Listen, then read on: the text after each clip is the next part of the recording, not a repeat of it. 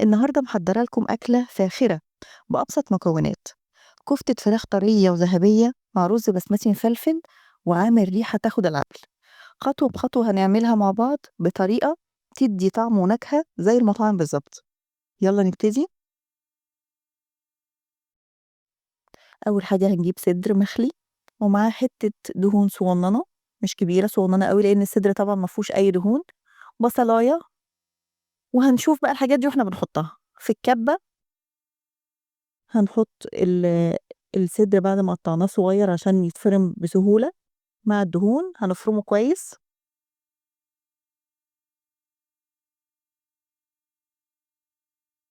كده هو اتفرم.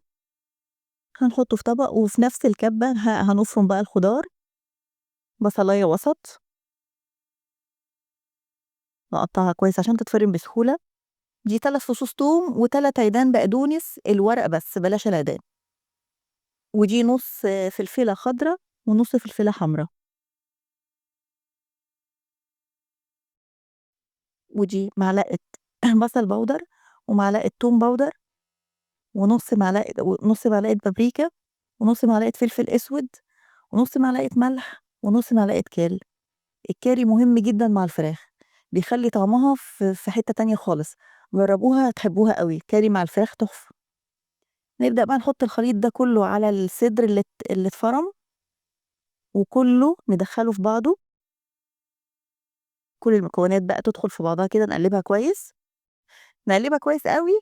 وبعد كده هنحط قبل ما نقلبها هنحط معلقتين بقسماط عشان كله يتقلب مع بعض، ونص معلقة نشا أو معلقة إلا ربع نشا عشان بيمسكها.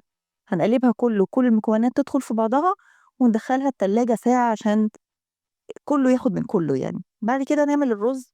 في حلة هنجيب معلقة زيت ونص معلقة سمنة،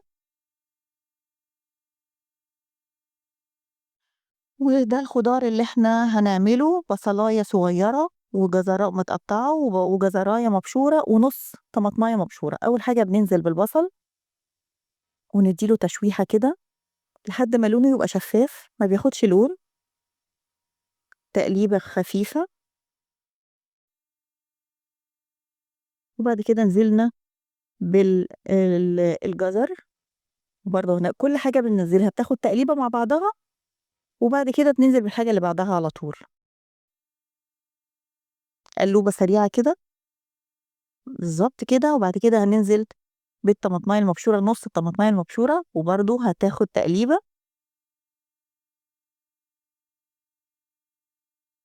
وهننزل بقى بمعلقة كاري ومعلقة كركم ونص معلقة ملح، وبرضه نفس الكلام كله هنقلبه. وهنحط المية. أنا عاملة كوباية رز بسمتي، فكوباية رز بسمتي الرز بتاعي بياخد كوباية ونص مية. معرفش بتاعكم، كل رز على فكرة بيبقى مختلف عن التاني. ففي الفترة دي بعد ما نقلبه هنحط كوباية ونص مية اللي هي تبع الرز بتاعي. وواحدة ماجي، أنا بحب جدا أحط في الوصفة دي ماجي خضار ويغلي. كل ده يغلي مع بعض كويس، وهننزل بعد كده بكوباية الرز. ده رز مغسول وناشف، نقلبه كله مع بعضه. وبعد ما يغلي بنوطي عليه خالص زي الرز الطبيعي العادي. بياخد تقريبا ربع ساعة على النار. بعد 10 دقايق بنحط شوية زبيب على الوش كده، وبنقفل الغطا تاني عشان كله يستوي ويبقى مستوي هو على البخار. كده ربع ساعة خلصت وكله استوى، شكله حلو جدا واستوى، والزبيب طري لأن استوى على البخار لأنه كان على الوش. حلو قوي. دلوقتي بقى الكفتة اللي في التلاجة هنحط طاسة من غير النار، يعني لسه ما فتحناش النار. معلقة زيت ونحط فيها الكفتة، ونبدأ إن إحنا نبططها كلها تاخد بشكل الصينية المدورة دي، أو لو عايزين صينية مربعة. أنا ما عنديش صينية مربعة، لو مربعة هيبقى أفضل عشان إحنا هنعملها بشكل مختلف عن الطبيعي يعني. عملناها كده وفردناها كلها وفتحنا النار في الوقت ده. هنبدأ إن إحنا نعمل خطوط بالطول وبالعرض. نفس كل مرة بنعمل الكفتة بتبقى صوابع، فإحنا عايزين نعمل حاجة فيها تغيير، فعملناها خطوط طول وعرض بالشكل ده. وكل واحدة بنديها شكل حلو كده، إن إحنا بنعمل لها شراطات كده بالطول وبالعرض.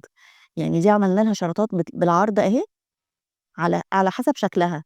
دي هنعملها بالطول كده يعني، شكل حلو وشكل جديد، بدل الكفتة ما تبقى طويلة يعني اللي هي صوابع عادية، ده شكل جديد بس. لو الوصفة دي عجبتكم قولوا لي رأيكم في التعليقات، وما تنسوش تعملوا لي لايك واشتراك عشان يوصل لكم كل جديد من مطبخي. دلوقتي إحنا بدأت تاخد على الناحية التانية، هنقلبها على الناحية التانية عشان نحمّر الوش بتاعها، هو اللي تحت خلاص استوى، هنحمّرها على وشها بقى.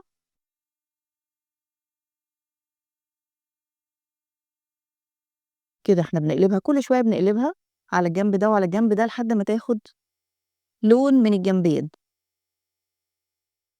الشرطات على فكرة اللي إحنا عملناها دي ما راحتش، هتبان، بعد ما تستوي كلها هتبان، أهي هي باينة، هي كده استوت خلاص. الشكل الشرطات باين جدًا، شكل جديد مختلف عن المألوف الطبيعي اللي إحنا بنعمله يعني. ده الطبق بعد ما خلص، حطينا شوية رز على جنب كده وحطينا كام حتة، الكفتة تحفة، حلوة جدًا وطرية وjuicy أوي، لو الكاميرا قرّبت هتلاقوا إنها طرية أوي وjuicy جدًا، طعمها تحفة، جميل، يجنن، هتعجبكم جدًا الكفتة دي، لإنها طرية أوي وjuicy جدًا، ويا رب الوصفة تكون عجبتكم، جربوها وقولوا لي رأيكم، أنا دايمًا مستنياكم في وصفات أحلى، وألف هنا.